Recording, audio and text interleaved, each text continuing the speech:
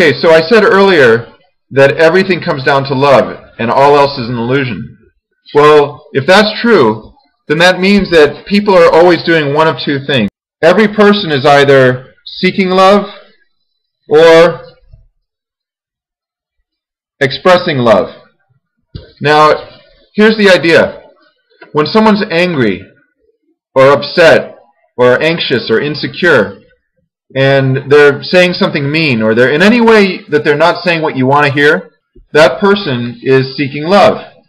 And so the arrow points to the other person. So what do? When the other person's seeking love, you have to show empathy. Because if you try to express what you want or what you need, they're not going to hear you because they're so caught up in what they need.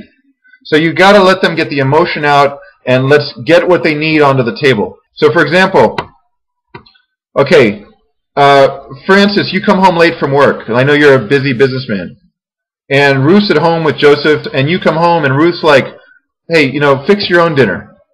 Or, you don't spend any time with your son. Right? So, Francis, what most people do is they become defensive. What do you mean I don't spend time with my son? What do you mean I'm going to fix my own dinner? I work hard for both of us, for all three of us, and now I'm going to fix my own dinner? That's what we usually do. We get angry. Right? Which means we're seeking love too.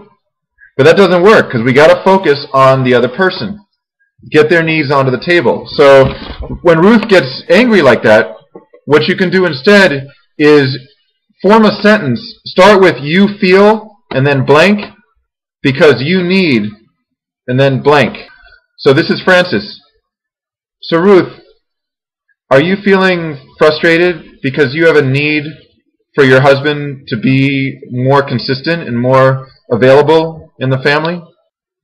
Yes, Francis, that's how I'm feeling. All right, so now she's starting to calm down because her needs are being acknowledged.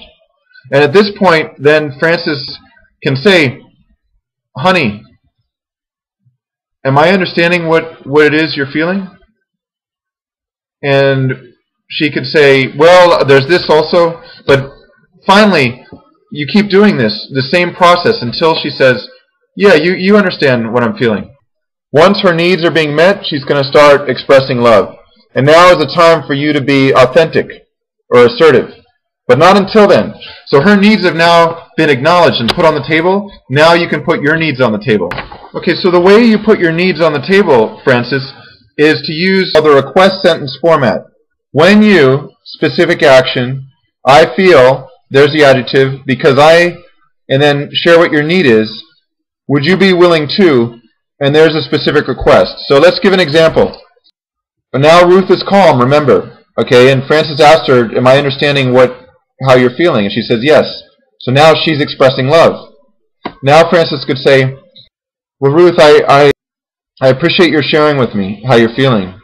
And I also want to share, well, when you shout at me when I come home from work, I feel anxious and disconcerted. I feel mostly anxious because I have a need for some calm, especially right when I get home from work and I'm really stressed. Would you be willing to wait until I've been home for half an hour before telling me what's bothering you and maybe say it to me in a bit of a calmer way instead of shouting? But now Francis is being assertive because Ruth is now expressing love, so he can be, authentic or assertive. When the other person is expressing love, now you can be assertive or authentic about your own needs.